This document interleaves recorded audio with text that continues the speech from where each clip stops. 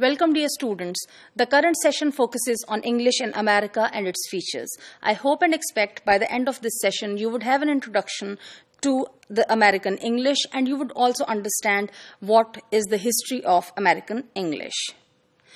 Well, my dear students, when we talk of American English, there are different terms that are used and there are different abbreviations that are used to refer to American English.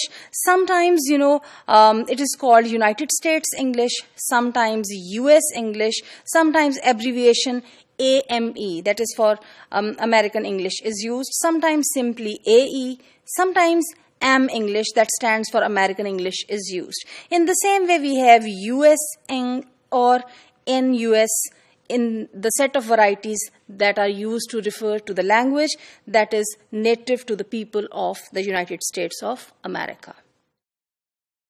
In fact, English is the most widely spoken language in the United States.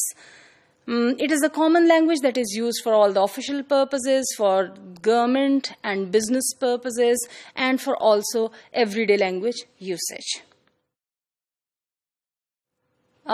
We may say that it is the de facto language of the country, and if we go for numbers, out of 50 states, 32 have declared it as official language of those states. The use of English in the United States, if we trace its history, we can trace it back to the process of colonization of the Americas by the British people. The first wave of the settlers in North America came in the 17th century, which was followed by certain other waves of people who migrated to America, and in the 18th and 19th century, they came here and settled. Now, since the US is a huge area with various states where people from different areas have come and they've got settled there, the result is that different varieties of English have emerged. Different dialects, spoken forms of this American English have emerged in these areas.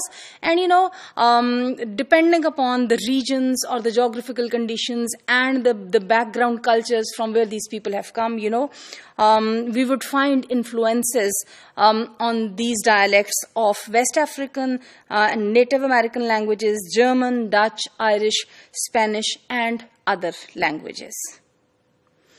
Any American or even Canadian English accent perceived as free of any, local or ethnic or cultural markers is generally known as General American English. I'm talking about the term General American English. You can equate it with the British Standard variety that is generally called RP. Well, my dear students, Lebov, who was a sociolinguist, he describes it as a fairly uniform broadcast standard in the mass media. He says that this General American English variety is the variety of language that is free from all the local influences of other dialects, and what is it represented by? The language that is used in the mass media. Otherwise, however, historical and present linguistic evidence, does not support the notion of existence of any such language.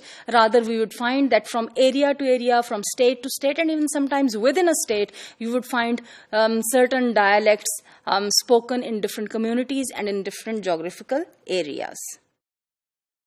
According to Lebov, with the major exception of Southern American English, regional accents throughout the country are not yielding to this broadcast standard. On the contrary, the sound of American English continues to evolve, with the passage of time, with some local accents disappearing and new local accents, taking place. There are a lot of changes. Compared with English that is spoken in the UK, in the British area of the world, you would find that American English is far more homogeneous, however, and it is also comparatively conservative in certain ways.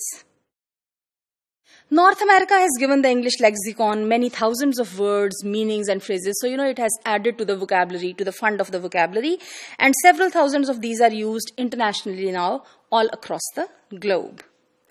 The process of coining of these new lexical items started as soon as the colonists began borrowing names of, unfamiliar flora and fauna that they came across. Because, this is very natural. When people shift from one place to another, they come across, they find new things, new happenings, new experiences. And of course, they need to name all that. And this is where, their language borrows words from those languages. If we look at the situation from 19th century onwards, in fact, industrial and material innovations and industrial revolution played a significant role during the 19th and the 20th century because, the world was expanding so rapidly. A lot of innovations and inventions and discoveries, new things were being introduced. People were coming across them. They needed to name all of that. And in the process of naming all of them, the fund of vocabulary increased. And now, because the ground reality is that America was, through the 19th and the 20th century, especially I would say in the 20th century, America has been a source of all the political and social power and a lot of, innovation and, discovery and introduction to science and technology. Everything comes from America. The natural result is that the language of Americans, that is the US English, it reflects all that. I would just give you the examples. For example, in the process of railroading, you would find new vocabulary items like dirt roads or back roads or freeways or parkways. In the same way, with the expansion of and development in infrastructure, you would come across words like parking lot, overpass, or rest area. And these are not the only examples. If you look at the American English, you would see it is full of such words and phrases and compounds that show all that development that has taken place.